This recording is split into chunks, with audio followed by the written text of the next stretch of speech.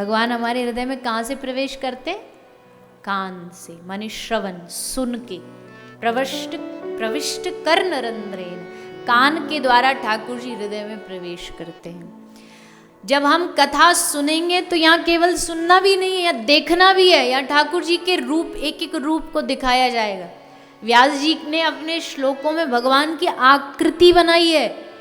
भागवत कोई किताब नहीं है, भगवान का स्वरूप है, शब्दमयी विग्रह। एक एक अंग भगवान का दिखेगा। तो आंख से देखना, कान से सुनना, हाथ से क्या करना है?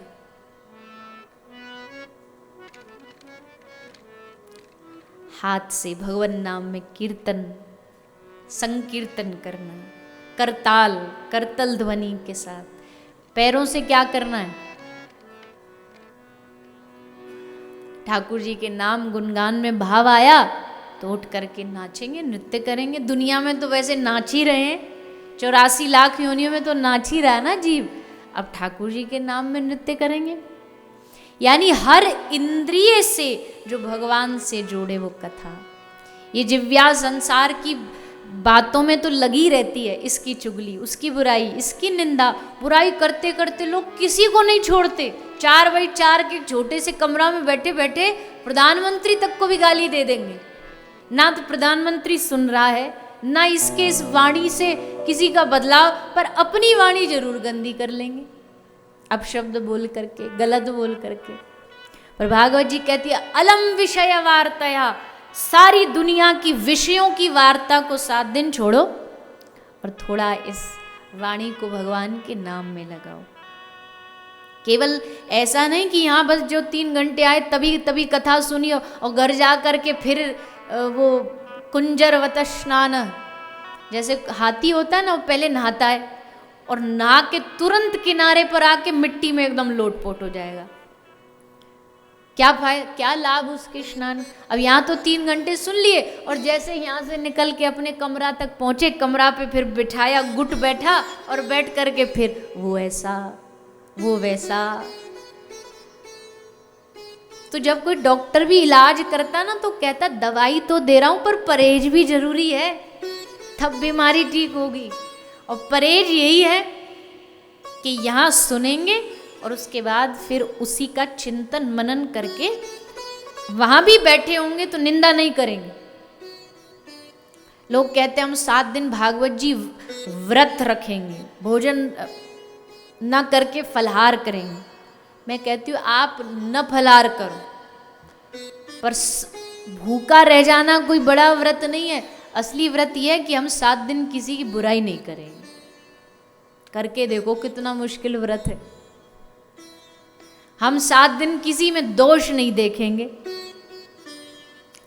ना पास हो पर कोशिश तो कर सकते हैं, 1-8% तो कर सकते हैं। जितना और दिनों में देखते, इन 7 दिनों में घटा के 50% कर देंगे, कोशिश तो करेंगे।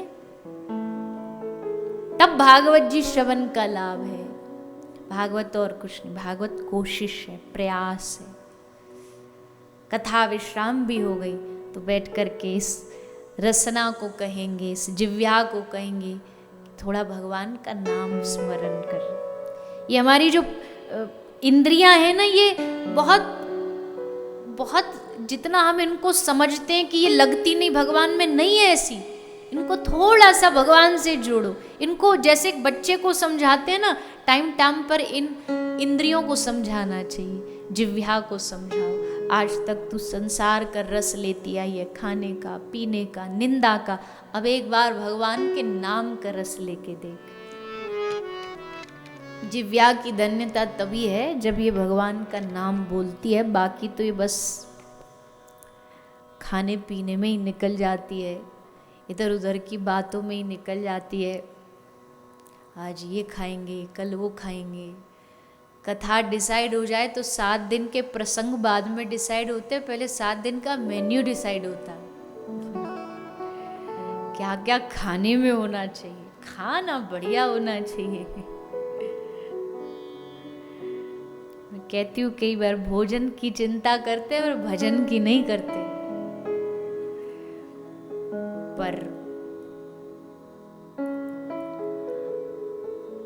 भगवान ने कान 2 दिए, जीभ 1 दी है, मतलब सुनो ज़्यादा और बोलो कम, समय पे बोलो और सही बोलो, जहां जरूरत है वहीं पे बोलो। कहीं भी बेकार में ही चालू हो गए, फिर कई लोग ऐसे मिलते हैं जीवन में। अब हम तो नई नई वैरायटी के सब लोगों से मिलते हैं ना, एक बार उनका स्टार्ट का बटन कभी चालू हो जाता तो समझ ही नहीं आता स्टॉप का बटन मिलेगा कब। इतना बोलते, इतना बोलते, और हमसे भी यही आशा रखते 3 घंटा कथा सुन के फिर मिलने आएंगे, तो मिलने आके कुछ अच्छा सुना दो। क्यों 3 घंटा में व्यासपीठ पे कुछ बुरा सुना के आए थे? जो अब अच्छा सुना दो। जब 3 घंटा में एक बात बुद्धि में नहीं भरी तो बाद वाली क्या ही भर जाएगी। सही बोलो, समय पे बोलो। एक आदमी था, उसके घर में उसने एक कुत्ता पाल रखा था और एक बिल्ली पाल रखी थी। तो रात का समय था, आधी रात को बिल्ली खूब जोर जोर से चीख रही थी, म्याऊं म्याऊं चिल्ला रही थी।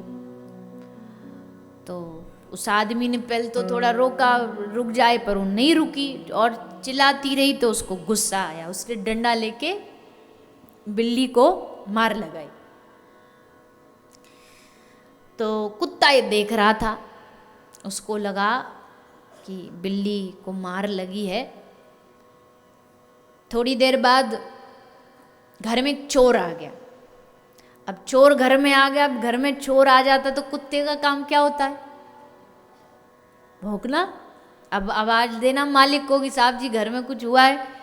पर उसने बिल्ली का हालत देखी थी, बोला मैं भौंकूंगा तो मारेगा, तो इसलिए वो चुप बैठा रहा। सुबह मालिक जगा, देखा चोरी हो गई, उस कुत्ते ने जगाया नहीं, हमको भौंका नहीं, उस डंडा लिया और उसको मारा।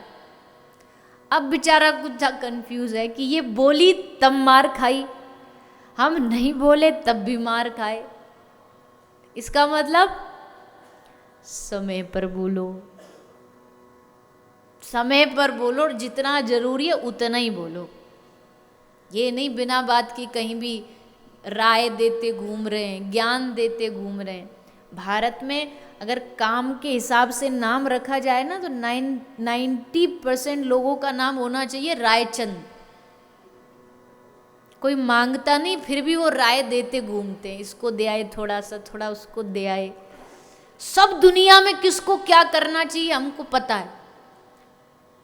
मोदी जी को क्या करना चाहिए हमको पता है, हमारे विधायक जी को क्या करना चाहिए पता है, प्रवक्ताओं को क्या करना चाहिए पता है, संतों को क्या करना चाहिए पता है, पर मुझको क्या करना चाहिए किसी को नहीं पता। सबकी बता दें, तुमको ऐसा, तुमको वैसा, और अपनी जब बारी आती है तो भूल जाते कि हमको क्या करना चाहिए। हमको क्या करना चाहिए? हरि बोल मेरी रसना घड़ी घड़ी, जब स्मरण आ जाए, जब याद आ जाए, ये जिह्वा कहती रहे राम राम, श्री राधे, हरे कृष्ण कृष्ण कृष्ण हरे हरे, हरे राम राम राम हरे हरे। इसी में जीवन की धन्यता है।